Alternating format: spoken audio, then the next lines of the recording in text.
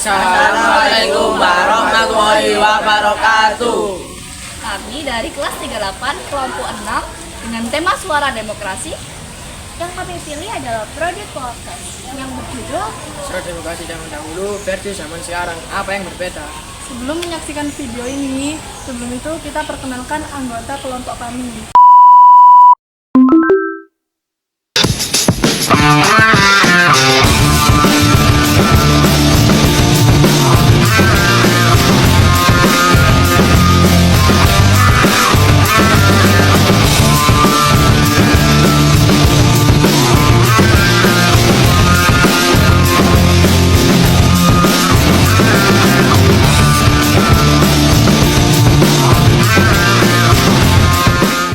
A few moments later.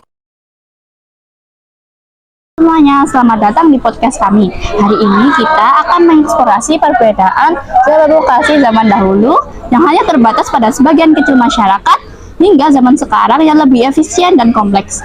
Nah, bagaimana sih perbedaan demokrasi zaman dahulu dengan demokrasi zaman sekarang? Maka dari itu, simak terus podcast kami hingga selesai.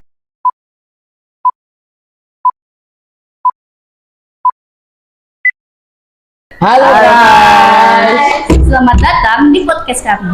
Kali ini kita kedatangan tamu dari siswa dan siswi SMP Negeri 1 Sedati dengan nama Namamu siapa, Bo?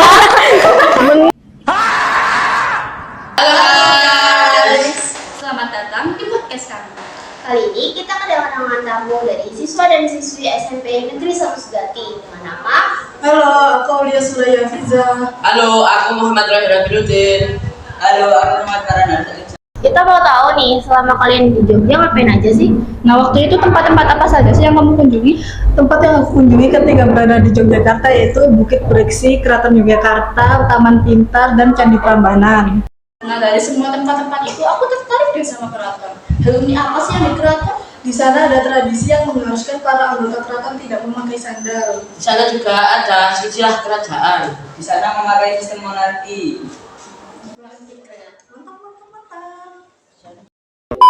Wih, unik banget ya.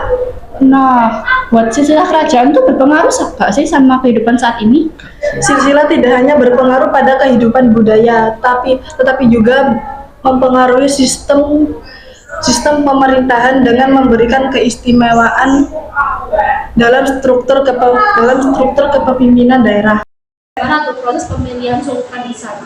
Proses pemilihan sultan di keraton tidak dilakukan melalui pemilihan langsung oleh rakyat, melainkan sistem turun-temurun. Nah, kalau dibandingin sama sekarang, gimana sih pemilihan presiden saat ini? Presiden Indonesia dilakukan melalui pemilihan umum. Pemilihan diselenggarakan setiap 5 tahun sekali. Misal kamu terlahir jadi orang biasa di zaman dahulu, apakah kamu bisa jadi raja? Nah, di zaman dahulu itu menjadi raja dalam sebuah kerajaan itu sangat tergantung pada garis warisan atau keturunan dari keluarga. Gini kalian tahu nggak sih kekurangan dan kelebihan sistem demokrasi zaman dahulu sama sekarang? Oh, tahu banget dong. Untuk kelebihan demokrasi zaman sekarang yaitu hak suara yang lebih luas. Dan untuk kekurangan demokrasi zaman sekarang yaitu manipulasi media dan berita yang palsu. Nah, untuk kelebihan demokrasi zaman dahulu yaitu partisipasi antar warga negara. Nah, untuk kekurangan demokrasi zaman dahulu yaitu apa ya?